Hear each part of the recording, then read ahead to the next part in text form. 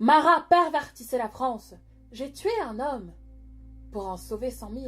Un scélérat pour sauver des innocents. Une bête féroce pour donner le repos à mon pays.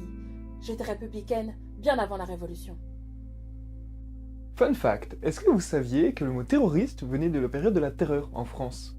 Guillaume, il faut vraiment que tu revoies la définition du mot fun. Ouais, générique. I have a dream. Paris, Paris outragé, Paris brisé, Paris martyrisé, mais Paris libéré. I have nothing to offer but blood, toil, tears, and sweat.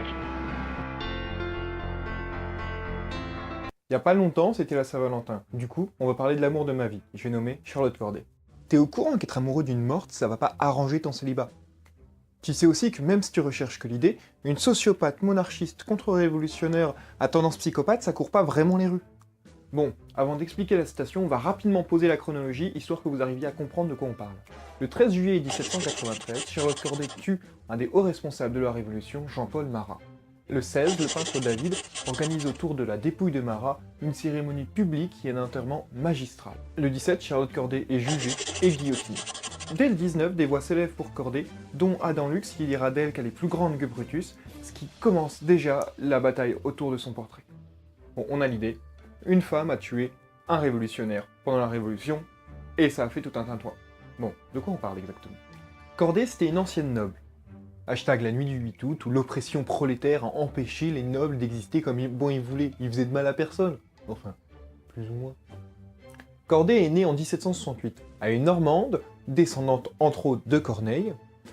Grande littéraire, férue de philosophie, nourrie au sein des Lumières, notamment Rousseau ou Montesquieu.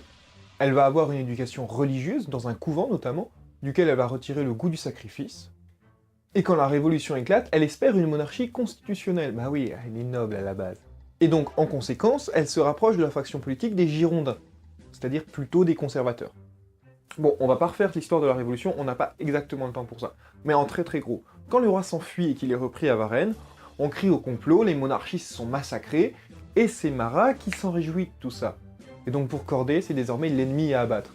La première tête de l'hydre, le Léviathan moderne. D'ailleurs, parlons-en de cette tête de l'hydre.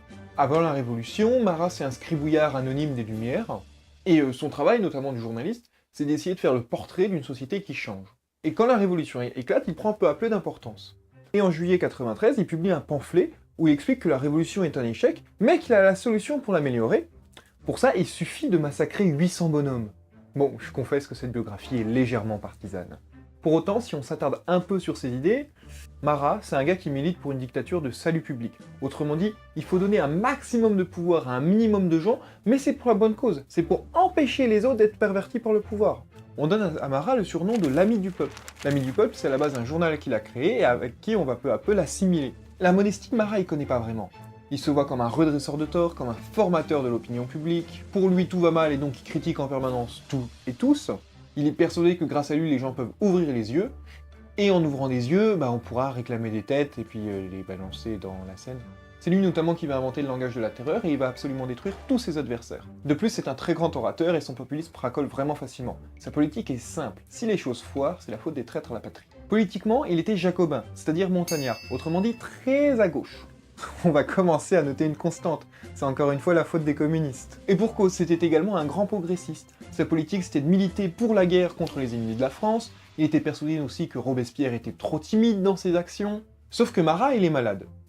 Et dès juin 93, il passe le plus quart de son temps dans sa baignoire pour soigner une maladie de peau, probablement un très lourd eczéma. C'est dans cette baignoire que Corday le tue, le 13 juillet 1793, de 3 coups de couteau. Drame, blabla, cérémonie, la nation reconnaissante à ces grands hommes, on l'envoie au Panthéon en septembre de l'année d'après, et on l'en retire en février suivant, c'est un bordel monstrueux, mais bon. Bref, revenons à la citation. On est 4 ans après la Révolution.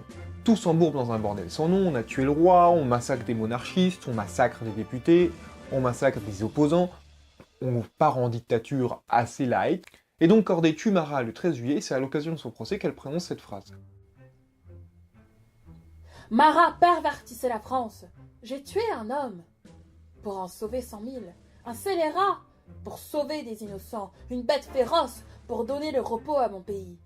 Bon, en soi, il n'y a pas vraiment besoin d'épiloguer sur la station. La mort de Marat était nécessaire pour sauver la République, et c'est Corday qui l'a fait.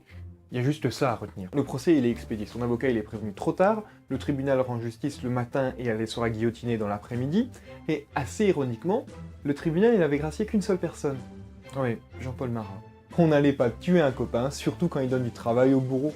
Bref, revenons au procès. Là-bas, Corday reconnaît avoir tué Marat. D'un autre côté, il y avait flagrant délit.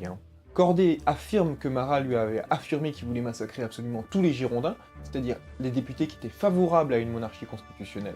Bon, on la reconnaît coupable de crime avec préméditation, même si pour le tribunal, elle a nécessairement été manipulée.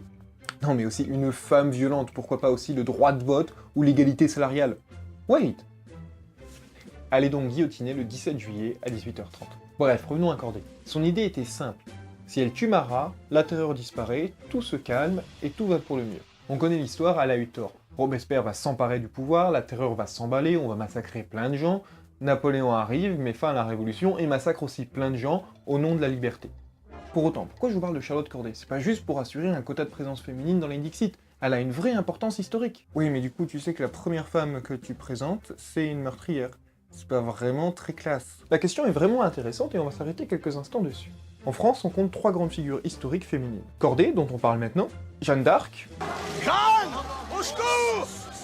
et Marianne, une égérie de la République qui est présentée en armes. Donc t'es en train de dire que toutes les femmes adulées par la France ont du sang sur les mains. Tu penses que ça a un rapport avec les... Réglons ça une fois pour toutes. La France a toujours été très schizophrène avec les femmes, particulièrement sexiste, mais admirant celles qui arrivent à adapter un comportement d'homme, autrement dit viril, c'est-à-dire qui pratiquent le meurtre en réunion à la pointe de l'épée. Je fais souvent ça le dimanche. Ça détend. Et la remise en cause de sa féminité, Charlotte Corday va le subir en post-mortem.